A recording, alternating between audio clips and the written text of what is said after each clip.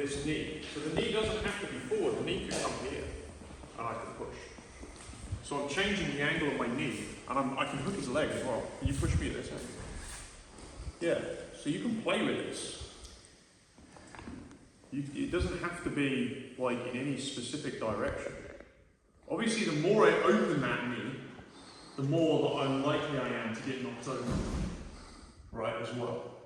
So that's something else to bear in mind when we stake it. The more I come this way,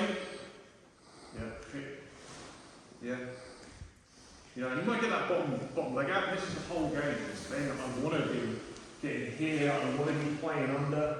I'm never a big fan of like big Herculean hits. I want to do just enough to make him think about it, and then maybe he reacts to it somehow. Then we'll stack a bit more. Yeah, and then we've got over-unders coming. I'm switching in the passes. And here, yeah, maybe I could pass.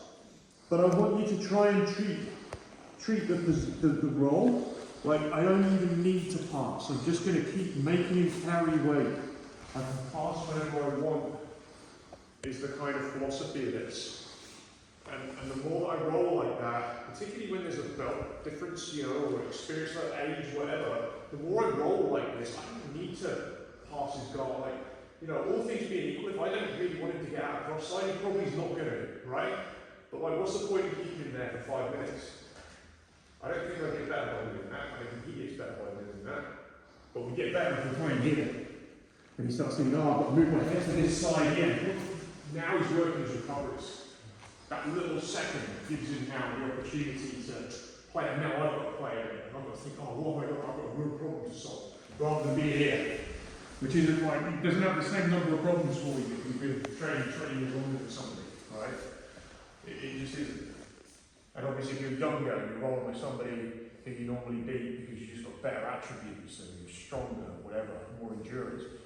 But by playing this way, you're going to keep cooking, you're going to figure out things on your posture, and you're going to pass way better guards than you otherwise would as well, because you're used to dealing with more and more problems and really honing in on that, rather than spending 5-minute rounds, 4 minutes cross-side top, 3 minutes cross-side top, versus 5 minutes of just passing, seeing the patterns, seeing how they have to, what they have to do. Yeah? So let's get another round with 3 minutes, switch partners. Yeah, we'll do it again.